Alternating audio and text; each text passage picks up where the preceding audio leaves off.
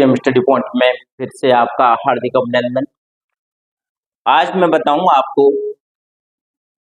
जैसे कि पिछली वीडियो में बताया था आपको पार्ट्स ऑफ सेंटेंस, इसमें बताऊंगा आपको काइंड्स ऑफ सेंटेंस, यानी कि वाक्यों के प्रकार। यानी वाक्य कितने प्रकार के होते हैं। तो सबसे पहले जो वाक्य होता है वो हमारा सबसे पहला जो नंबर होता है हमारा, वो होता है एसर्टिव सेंटेंस। क्या होता है? Assertive sentence. Assertive sentence. दूसरा होता है एसर्टिव सेंटेंस के बाद में होता है हमारा इंट्रोगेटिव सेंटेंस। कौन सा होता है? Interrogative sentence. Interrogative sentence.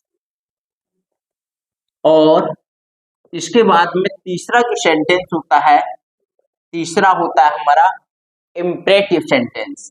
कौन सा होता है? इम्परेटिव। Imperative sentence. चौथा सेंटेंस होता है हमारा एक्सक्लेमेटरी।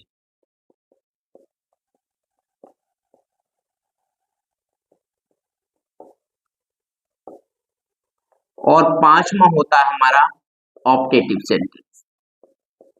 Optative sentence. अगर इनकी हिंदी की बात करें हम, तो एसर्टिव सेंटेंस को कहते हैं हम सरल या साधारण वाक्य। सरल या साधारण वाक्य।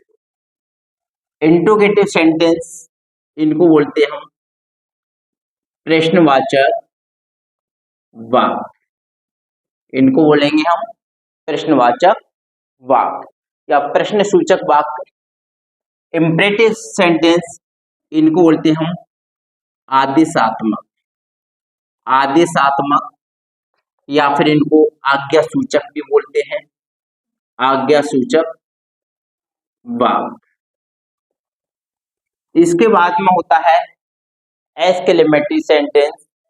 इसमें इसको बोलते हैं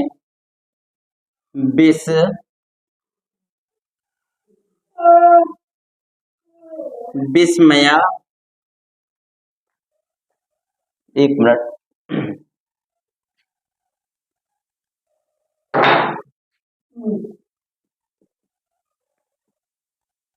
विस्मय सूचक या फिर बोलते हैं इनको विस्मयादिबोधक।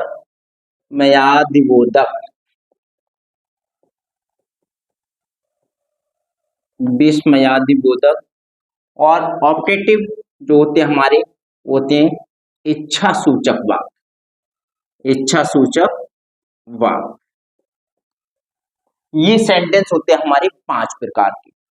ये सेंटेंस हमारे 5 प्रकार के होते हैं। सबसे पहला एसर्टिव सेंटेंस, इसको सरल या साधारण वाक्य कहते हैं।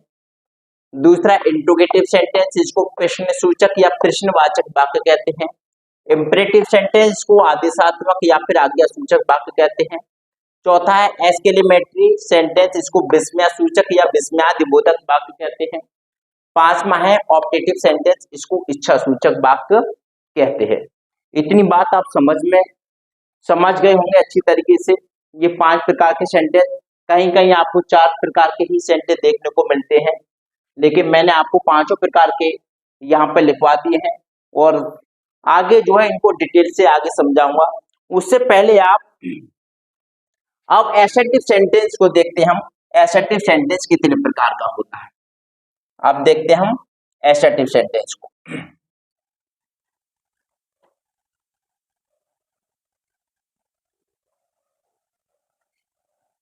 अगर हम बात करें एसर्टिव सेंटेंस की, एसर्टिव सेंटेंस जो होता है हमारा, ये 2 प्रकार का होता है। कितने प्रकार का होता है? 2 प्रकार का सेंटेंस। एसर्टिव सेंटेंस के 2 पार्ट होते हैं।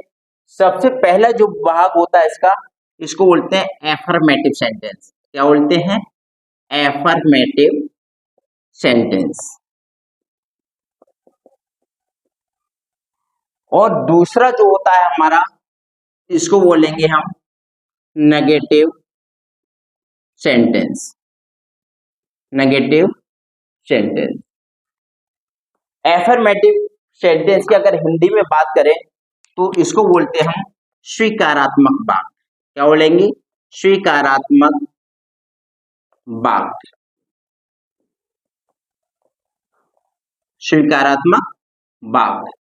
अगर नेगेटिव सेंटेंस की बात करें तो उसको हिंदी में इसको बोलते हैं निषेधात्मक वाक्य। निषेधात्मक वाक्य या फिर इसको नकारात्मक वाक्य भी कहते हैं। ठीक है, समझ में आ गया कि एसर्टिव सेंटेंस दो प्रकार का होता है। सबसे पहले एफर्मेटिव सेंटेंस, दूसरा नेगेटिव सेंटेंस। एफर्मेटिव सेंटेंस को हिंदी में स्वीकारात्मक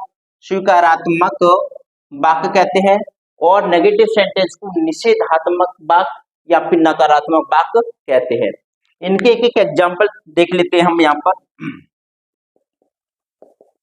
जैसे कि सेंटेंस लिख दिया, आई रीड ए नोवेल।